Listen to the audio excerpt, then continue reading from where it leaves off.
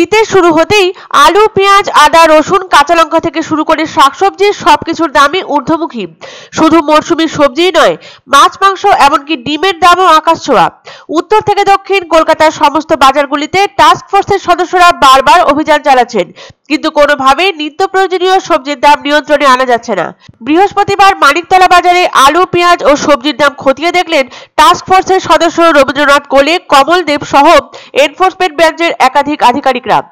ব্যবসায়ী ও বিক্রেতাদের সঙ্গে কথা বলেন তারা। শীতের মরশুম এলে নতুন নতুন সবজিতে বাজার ভরে ওঠে, সবজির দামও কমে যায়, ফলে খুশি মনে সবজি কিনতে পারেন ক্রেতারা। কিন্তু চলতি শীতে কোনো সবজিরই দাম বিশেষ কমেনি, বরং বেড়েছে। টমেটো, মূলো, শিম, পেঁয়াজকলি, ফুলকপি, বাঁধাকপি সব সবজিরই দাম শুনে চমকে উঠতে হচ্ছে গৃহকর্তাদের। রাজ্যে পেঁয়াজের একটা বড় অংশ আসে মহারাষ্ট্রের নাসিক এবং মধ্যপ্রদেশ থেকে, কিন্তু অতিবৃষ্টির জেরে মহারাষ্ট্র, মধ্যপ্রদেশে অনেক পেঁয়াজ নষ্ট হয়েছে। তার জেরে খুচরো বাজারে বেড়েছে পেঁয়াজের দাম। বাজারে টাস্ক ফোর্সের অভিযান, ধরপাকড় এবং কড়া জিজ্ঞাসাবাদের পরেও দাম কমলো না সবজির, আর তার জেরে নাভিশ্বাস উঠেছে মধ্যবিত্তের। গৃহকর্তারা বাজারে গেলে প্রথমেই পেঁয়াজের দামে ছ্যাঁকা খাচ্ছেন, তারপর আলুর দাম শুনে পকেটে হাত দিচ্ছেন, যেন প্রকাশ্য দিবালোকে পকেট কাটছে কেউ। আর সবজির দর ঊর্ধ্বমুখী হওয়ায় অবশেষে হতাশ হয়ে পড়ছেন তারা। কলকাতার কয়েকটি বাজারে অভিযান চালিয়ে ধরপাকড় করে এবং কড়া প্রশ্ন করেও দাম কমাতে পারছে না টাস্ক ফোর্স। বর্তমানে পাইকারি বাজার দর আর খুচরো বাজারের দামের মধ্যে বড় পার্থক্য দেখা দিয়েছে, যা এক সূত্রে বাঁধা বেশ দুষ্কর টাস্ক ফোর্সের পক্ষে। বৃহস্পতিবার মানিকতলা বাজারে গিয়ে আরো একবার সেই ফারাক দেখলেন টাস্ক ফোর্সের সদস্য রবীন্দ্রনাথ কোলে, কমল দেব সহ এনফোর্সমেন্ট ব্রাঞ্চের আধিকারিকরা। মানিকতলা বাজার মধ্য ও উত্তর কলকাতার গুরুত্বপূর্ণ মার্কেট। সবজির দাম কমাতে বৃহস্পতিবার সাত সকালেই মানিকতলা বাজার ঘুরে দেখলেন রাজ্য সরকারের টাস্ক ফোর্স ও রাজ্য পুলিশের এনফোর্সমেন্ট ব্রাঞ্চের আধিকারিকরা।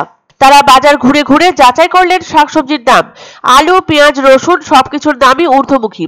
বস্তুত কয়েক মাস ধরেই বেড়েছে সবজির দাম। শীত আসার আগে লাগাতার বৃষ্টিতে নষ্ট হয়ে গিয়েছিল সবজি, তাই দাম যে বাড়বে তা আগে থেকেই আশা করা গিয়েছিল। তাই শীতের শুরুতে মাত্রাতিরিক্ত সবজির দাম হতেই মাথায় হাত পড়েছে মধ্যবিত্তদের। বিক্রেতারা জানান, যোগান কম থাকায় দাম একটু বেশি, কিন্তু তাদেরও যে বেশি দামে জিনিস কিনতে হচ্ছে সে কথাও জানান তারা। এক শ্রেণীর অসাধু ব্যবসায়ী মাঝখান দিয়ে টাকা কামিয়ে নিচ্ছেন বলে অভিযোগ ব্যবসায়ীদের। টাস্ক ফোর্সের সদস্য রবীন্দ্রনাথ কোলে বলেন, মানিকতলা বাজারে আলু ব্যবসায়ীরা বেশি দামে আলু কিনে বেশি দামে বিক্রি করছেন। এর প্রভাব পড়ছে আম জনতার উপরে। পাশাপাশি তার বক্তব্য, সবজি মূল্য নিয়ন্ত্রণে মুখ্যমন্ত্রী যা সিদ্ধান্ত নেবেন সেটাই শিরোধার্য।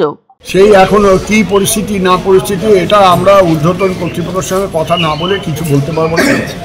মমতাজি যা সিদ্ধান্ত নেবেন সেটাই সবার শিরোধার্য। আনন্দ সংবাদ, আনন্দ সংবাদ। 30 বছরের নির্ভরযোগ্য প্রতিষ্ঠান ইন্দ্রমণি রাইস মিল। আমাদের কয়েকটি জনপ্রিয় ব্র্যান্ড হলো তাজ, বরলি, খুশি ইত্যাদি। আমাদের ফ্যাক্টরি আউটলেট সিজে ট্রেডিং কোম্পানির দিনবাজার এক্সিস ব্যাংকের পাশে, জলপাইগুড়ি।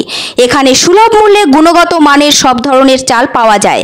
Phone number 9547029475। পছন্দসই সেরা খাবার খেতে হলে সোজা চলে আসুন রুচিসম্মত আধুনিক মানের রেস্টুরেন্ট রাজদরবারে, কেননা এখানেই আপনারা পাবেন ভোজনের রাজকীয় অনুভূতি। শুধু পুজোর সময় নয়, সারা বছরই রকমারি খাবার সরবরাহ করাই এই রেস্টুরেন্টের আভিজাত্য। আমাদের ঠিকানা রাজদরবার, রাহুতবাড়ি, বাবুপাড়া, জলপাইগুড়ি। ধামাকা ধামাকা ধামাকা, সানরাইজ মার্বেলের নতুন শোরুম শীঘ্রই আসতে চলেছে জলপাইগুড়ি গৌরীয় মঠের পাশে, নতুন করলা সেতুর কাছে।